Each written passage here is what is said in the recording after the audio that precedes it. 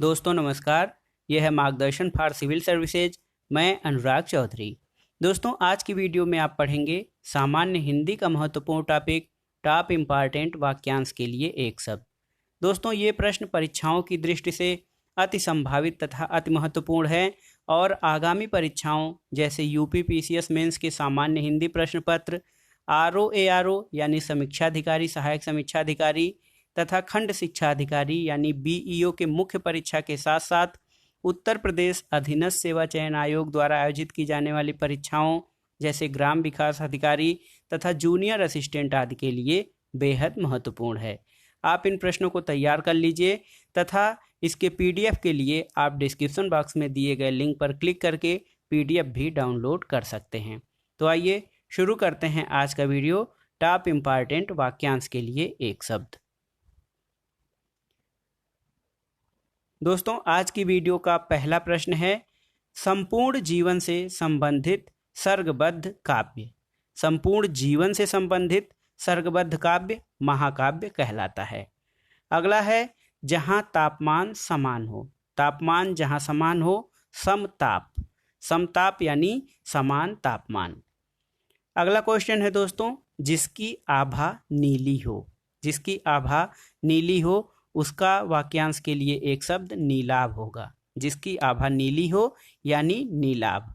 किसी और स्थान पर, अगर जो किसी से ये कहा जाए किसी और स्थान पर ले जाइए तो उसे एक शब्द में अन्यत्र कहा जाएगा, यानी किसी और स्थान पर इसका एक शब्द हो जाएगा अन्यत्र। अगला है दोस्तों अपनी इच्छा के अनुसार आचरण करने वाला। अपनी इच्छा के अनुसार आचरण करने वाला होता है स्वेच्छाचारी। स्वेच्छाचारी इसका अर्थ है अपनी इच्छा के अनुसार आचरण करने वाला। जिसके अंदर अर्थ भरा हो। जिसके अंदर अर्थ भरा हो उसका एक शब्द होगा इस वाक्यांश का अर्थगर्भित। अर्थगर्भित यानी जिसके अंदर अर्थ भरा हो। अगला प्रश्न है जिसकी कोई कीमत ना हो। जिसका कोई मूल्य ना हो या जिसकी कोई कीमत ना हो उसे एक शब्द में अमूल्य कहेंगे। बहुमूल्य किसे कहते हैं? जिसका मूल्य बहुत अधिक हो उसे बहुमूल्य कहते हैं, लेकिन जिसकी कोई कीमत न हो उसे अमूल्य कहा जाएगा। जो ढका न हो। जो ढका न हो दोस्तों अनावृत। अनावृत अर्थात जो ढका न हो। आवृत यानी जो ढका हो। आवृत जो ढका हो। जो ढका न हो उसे एक शब्द में अनावृत कहेंगे। उसी समय में रहने वाला समकालीन।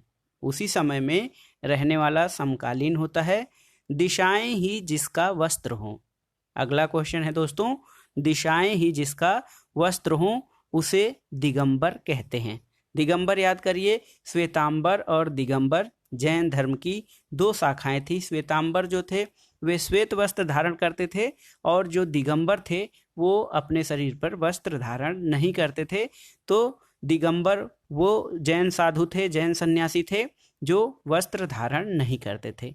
उनकी दिशाएं ही उनका वस्त्र, यानी कुछ भी वो नहीं अपने शरीर पर धारण करते थे, उन्हें दिगंबर कहा गया। अगला है दोस्तों जिस पेड़ के पत्ते झड़ गए हों अपत। अपत यानी जिस पेड़ के पत्ते झड़ गए हों जिससे प्रमाण द्वारा सिद्ध न किया जा सके।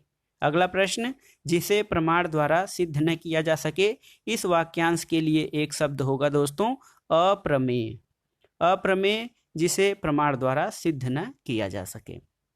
अगला प्रश्न है सफेद रंग का कमल।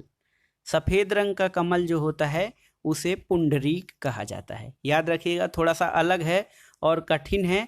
श्वेत कमल नहीं, जैसे नीले रंग का कमल नील कमल, तो नील कमल नहीं, सफेद रंग के कमल को पुंडरीक कहा जाता है। पुंडरीक आप याद कर लीजिएगा। अगला है वह जो पैरों से पान करता हो। पैरों से पान यानी पैरों से पीता हो उसे पादप कहा जाएगा। पादप जो कि वृक्ष का पर्यायवाची शब्द है। पादप मीन्स वृक्ष होता है, लेकिन वह जो पैरों से पान करता हो या जो पैरों से पीता हो उसे पादप कहा जाता है। जो पौधा है या पेड़ है वो अपनी जड़ों से यानी पैरों से पीता है। जिसे बुढ़ापा न आए। जिसे बुढ़ापा न आए दोस्तों वो अजर है और भविष्य में होने वाला अगला जो सेंटेंस है, वाक्यांश है, भविष्य में होने वाला, इसके लिए एक शब्द हो जाएगा भवितव्य। भवितव्य यानी भविष्य में होने वाला। अगला प्रश्न है बहुत दिनों तक स्मरण रखने योग्य। बहुत दिनों तक स्मरण रखने योग्य चिर स्मरणीय। स्मरण रखने योग्य स्मरणीय होता है, लेकिन बहुत दिनों तक स्मरण रखने योग्य उसका एक शब्द हो जाएगा चिर स्मरणीय। अगला प्रश्न है दोस्तों, जो प्राणों के समान प्यारी हो, प्राण प्रिया। जो प्राणों के समान प्यारी हो उसे एक शब्द में प्राण प्रिया कहेंगे। और अगला प्रश्न देखते हैं, जो पहले कभी नहीं सुना गया, अश्रुतपूर्व। अश्रुतपूर्व यानी जो पहले कभी नहीं सुना गया। अगला है दोस्तों, अगला वाक्यांश है, जो पुरुष कायर या कुत्सित हो। जो पुरुष कायर या कुत्सित हो उसे एक शब्द में का पुरुष कहेंगे। का पुरुष, जो पुरुष कायर या कुत्सित हो। अगला सेंटेंस है, गोद में स्थित या जो गोद में हो उसे एक शब्द में दोस्तों अंकस्थ कहेंगे। गोद में स्थित या जो गोद में हो उसे अंकस्थ कहेंगे। अंक का अर्थ होता है गोद, अंक माने गोद। जो अत्यंत गहरा हो, अत्यंत गहरा अगाध। अगाध मतलब अत्यंत गहरा। अगला प्रश्न है दोस्तों, जिसका स्वर्गवास हो गया हो। जिसका स्वर्गवास हो गया हो, दिवंगत। दिवंगत माने जिसका स्वर्गवास हो गया हो, ये स्वर्गवासी या दिवंगत। गद्य और पद्य मिश्रित काव्य उसको क्या कहते हैं? गद्य और पद्य, ऐसा काव्य जिसमें गद्य भी हो और पद्य भी हो उसे चंपू काव्य कहा जाता है। चंपू गद्य पद्य मिश्रित काव्य को। अगला प्रश्न है, मूल शब्द का विकृत या बिगड़ा हुआ रूप, तो अपभ्रंश। अपभ्रंश जो है वो मूल शब्द का विकृत या बिगड़ा हुआ रूप होता है, जिसे अपभ्रंश कहा जाता है। बड़े भाई के विवाह के पूर्व छोटे भाई का विवाह। बड़े भाई को अग्रज कहते हैं, छोटे भाई को अनुज कहते हैं। वह जो जिसका जन्म पहले हुआ है वो बड़ा भाई हुआ, उसे अग्रज, और जो छोटा भाई उसे अनुज कहते हैं। तो बड़े भाई के विवाह के पूर्व छोटे भाई का विवाह अनुवेश। अनुवेश का अर्थ होता है बड़े भाई के विवाह के पूर्व छोटे भाई का विवाह। इसे एक शब्द में अनुवेश कहेंगे। नया शब्द है, इसको अलग से आप लोग नोट कर लीजिएगा। जो बहुत अधिक बोलता हो, वाचाल। वाचाल जो बहुत अधिक बोलता हो, जो कुछ नहीं बोलता हो उसे मूक कहते हैं, और जो बहुत कम बोलता है उसे मितभाषी कहा जाता है। कम बोलने वाले को मितभाषी, बिल्कुल ही नहीं बोलता हो मूक, और जो बहुत अधिक बोलता हो उसे वाचाल कहेंगे। पुत्री का पुत्र, गांव में पुत्री के पुत्र को नाती कहते हैं, लेकिन पुत्री के पुत्र का एक शब्द में अर्थ होगा दौहित्र। दौहित्र, दुहिता का अर्थ होता है पुत्री, तो उसका जो पुत्र होगा वो दौहित्र कहा जाता है गांव में, जिसे हम नाती कहते हैं। जैसे कहते हैं अरे फला का नाती आया है, तो पुत्री के पुत्र को दौहित्र कहा जाता है। कांटों से भरा हुआ, कांटों से भरा हुआ पथ या रास्ता, जिसे कहेंगे एक शब्द में कंटकाकीर्ण। कंटकाकीर्ण मीन्स कांटों से भरा हुआ। जिसके दांत न जमे हो, उदंत। उदंत यानी जिसके दांत अभी न जमे हो। अगला सेंटेंस है, जो भय से घबराया हुआ हो। भय से घबराया हुआ कातर। कातर दृष्टि से देख रहा था, ऐसे कहते हैं। कोई कोई सेंटेंस आता है कातर दृष्टि से, तो जो भय से घबराया हुआ हो उसे एक शब्द में कातर कहा जाएगा। अगला प्रश्न है दोस्तों, जिसका चित्त एक विषय में लगा हुआ हो या जिसका चित्त स्थिर हो उसे स्थिर चित्त कहा जाएगा, और जिसका चित्त एक विषय में लगा हो उसे एकाग्र चित्त कहा जाएगा। सुंदर हृदय वाला। सुंदर हृदय वाला सुहृद। सुहृद को सुंदर हृदय के लिए एक शब्द के रूप में प्रयोग करते हैं। हंस के समान चलने वाली स्त्री हंसगामिनी। हंस के समान चलने वाली स्त्री हंसगामिनी। हाथी के समान चलने वाली स्त्री गजगामिनी। कही गई बात को दोहराना पुनरुक्ति।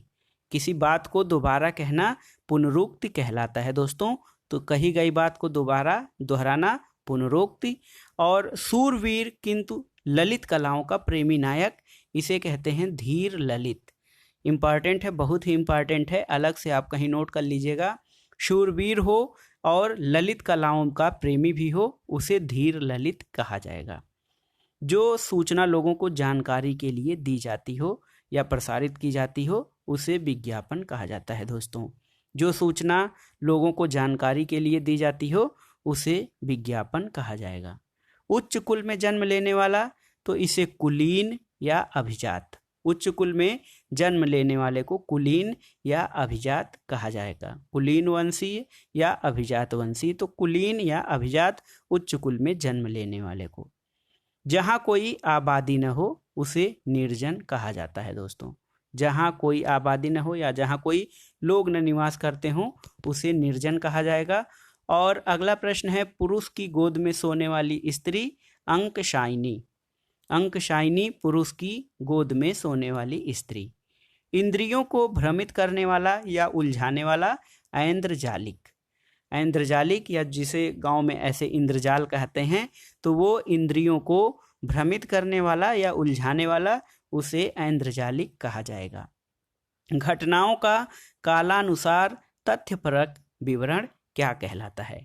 घटनाओं का काल क्रमानुसार तथ्यपरक विवरण इसे इतिवृत्त कहा जाता है। तो दोस्तों ये था आज का वीडियो। आज की वीडियो में आपने देखा टॉप इम्पॉर्टेंट वाक्यांश के लिए एक शब्द जो विभिन्न प्रकार की प्रतियोगी परीक्षाओं के सामान्य हिंदी खंड के लिए बहुत ही महत्वपूर्ण है। वीडियो आपको कैसा लगा हमें कमेंट बॉक्स में ज़रूर बताइएगा। वीडियो को लाइक करें, शेयर करें और इस चैनल मार्गदर्शन फॉर सिविल सर्विसेज को सब्सक्राइब अवश्य करें।